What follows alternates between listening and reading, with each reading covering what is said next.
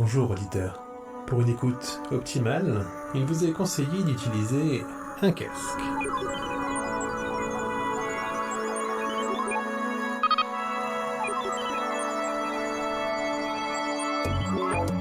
Hector, ou les chroniques d'un rastronaute. Saison 1, épisode 2, du rat à la pensée, un petit dans la psyché.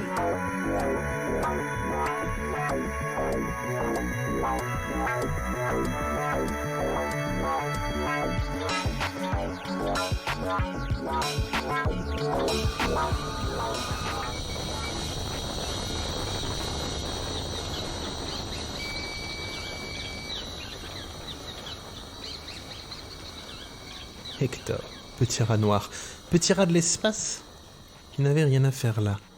Là-haut, tournoyant dans le vide, enfin. Tournoyant dans une petite capsule qui, elle, tournoyait dans une immensité si folle que l'expansion même en perdait ses repères. Un petit rat noir dans une capsule raccrochée à un monde qui n'était même pas le bon. Un petit rat noir raccroché à une terre par une simple attraction, une simple gravité. Hector, petit rat qui, non seulement d'être en l'instant le premier être vivant à changer de réalité, était en outre l'animal le plus isolé de la galaxie. Le rongeur le plus éloigné de son monde connu. De quoi devenir fou, de quoi retrouver ses réflexes primaires. Enfin, des réflexes primaires qui, ici, dans la capsule de métal, ne lui étaient d'aucune utilité. Bref, en l'instant, Hector couinait de peur, de terreur, une anxiété palpable qui emplissait la capsule pendant de longues minutes. Et puis, parce que cet Hector-là n'était pas un rat comme les autres, il comprit qu'il ne lui servait à rien de couiner. Qu'ici, dans l'espace, personne ne vous entend couiner. Alors, dans la petite capsule, il y eut un nouveau pop. Un petit pop de rien du tout. Un petit pop qui fut seulement entendu d'Hector, le petit rat noir. Oui, un petit pop qui ne fut entendu que par lui. Et pas uniquement parce que, en l'instant, il était le seul être vivant présent, mais bien parce que ce petit pop résonna en dedans, à l'intérieur, dans sa petite tête de mammifère. Non pas un petit pop dans le réel, pas cette fois non, mais bien un petit pop dans la cervelle. Un petit pop dans la psyché du rat, un infime changement, imperceptible pour qui se serait tenu à côté du rongeur, mais en dedans, un changement des plus drastiques. Car Hector prit conscience qu'il était Hector, justement. Oui, dans la petite psyché du rat, lui vint l'idée que justement, il était un rat noir. Bon, bien évidemment, il lui vint aussitôt l'idée que tout cet environnement qui l'entourait, toute cette carcasse de métal qui grinçait, craquait et grognait dans ce vide spatial, n'avait rien de l'environnement naturel d'un rongeur. Lui vint alors des réflexes de survie qu'aucun autre rat de cette réalité ou l'autre n'aurait eu. Faut que je me sorte de ce truc-là! Allez! Nom d'un chat! Allez! Et avec toutes les peines du monde, Hector parvint à décrocher sa combinaison dont de longs ressorts le contraignaient à une totale immobilité. Jusque-là, Hector était libre. Ah! Voilà! Bon. Alors, qu'est-ce qui se passe là? Qu'est-ce qui se passe? Je pense que tu le sais, Hector. Hein? Qui est là? Personne, Hector. Juste toi. Il n'y a que toi, ici. Mais alors vous êtes qui, vous? Et vous êtes où? Qui je suis? Mais je suis toi, Hector. Le toi dans dedans. Ta conscience. Et à quoi ça sert? Enfin, vous quoi? Enfin, à quoi ça sert que vous soyez en dedans?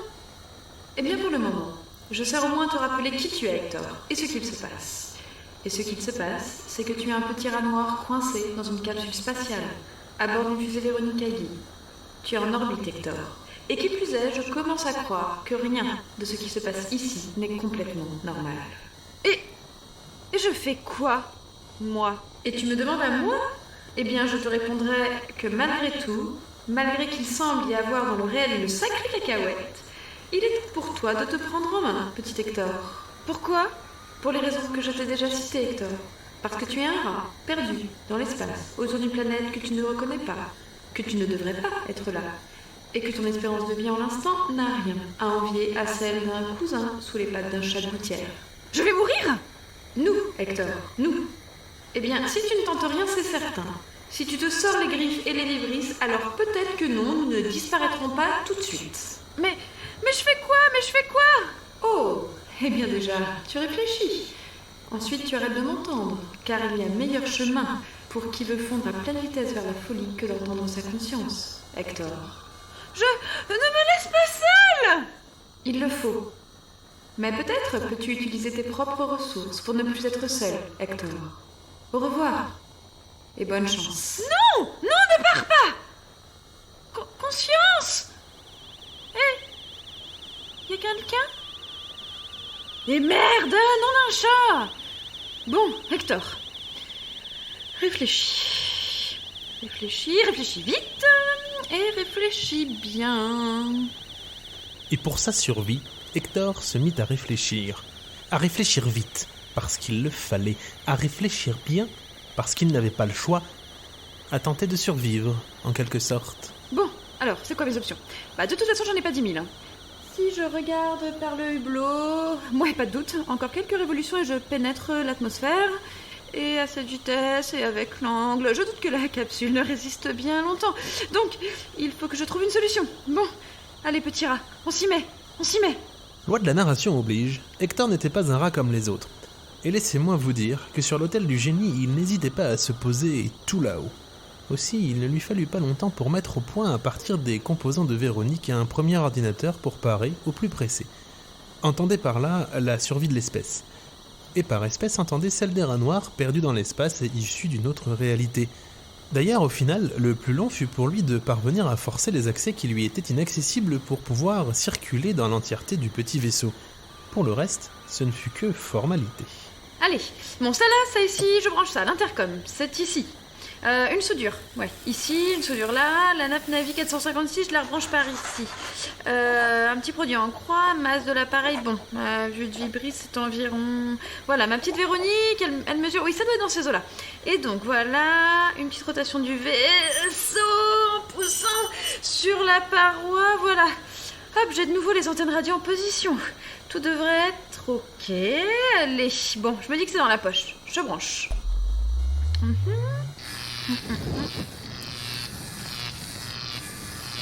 Ah non! Vite!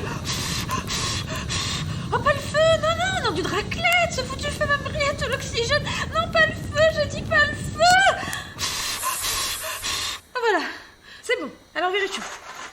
Ok, c'est la soudure le souci. Ah, couche, là, on faut jamais, là. Ah, allez, cette fois, c'est bon, on envoie le péter. J'allume.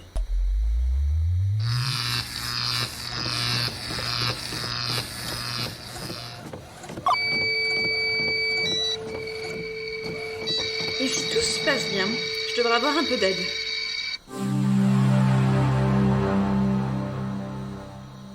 Je suis Véronique, ordinateur de bord. Salut Véro, content de faire ta connaissance. Et content que ça fonctionne déjà. J'ai pour mission de faire décoller la fusée, la diriger et ramener la capsule dans le meilleur état possible. Ah, ben voilà une mission qu'elle est bonne. Je suis Véronique, ordinateur de bord. J'ai pour mission de faire décoller la fusée, la diriger et ramener la capsule dans le meilleur état possible. Bon, on s'occupera du versant social de l'engin plus tard. Véronique, peux-tu calculer une trajectoire d'approche pour se poser sur Terre, je te prie? Impossible. Comment ça, impossible? Impossible de se poser? Affirmatif. Ou impossible de calculer? Négatif. Impossible de se poser, mais... Tout à fait. Mais pourquoi? En termes de probabilité, je ne suis pas en mesure d'expliquer de tels faits. Je pense avoir besoin d'une mise à jour. Bon, eh bien, go, alors. Fais ce que tu as à faire pour modifier notre trajectoire. Hein? Mais fais-le bien. Histoire de ne pas nous envoyer en plein dans une grosse boule de gaz incandescente, quoi. Oui, tout à fait. C'est dangereux. Il y a des risques.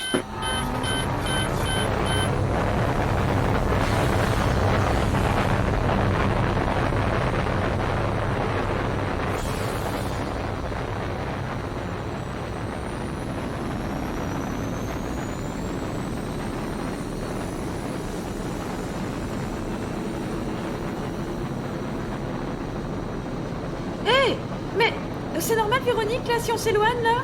Négatif. Hé, Véronique! Oh, le cochon. Marie, ça non. J'ai pour mission de faire décoller la fusée, la diriger et ramener la capsule dans le meilleur état possible. En termes de probabilité, je ne suis pas en mesure d'expliquer de tels faits. Véronique, me dis pas que...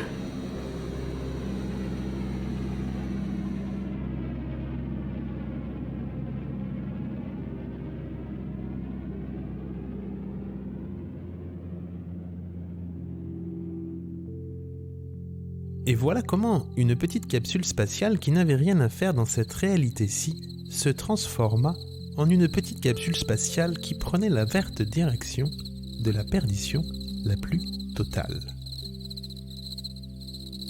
Sur Terre, des centaines de kilomètres plus bas, à Vernon dans l'Eure, Gérald de la Poutre et sa fille Marina de la Poutre scrutaient le ciel sur le perron de leur petite maison de campagne, l'un tenant sa tasse fumante d'une tisane odorante, l'autre, les yeux rivés sur son télescope, scrutait le ciel. Oh, regarde, papa, une étoile filante. Ah non, un satellite. Un satellite, il n'y en a pas beaucoup, ma fille, en ce moment. Non, une étoile filante plutôt. Fais un vœu, tiens. On sait jamais.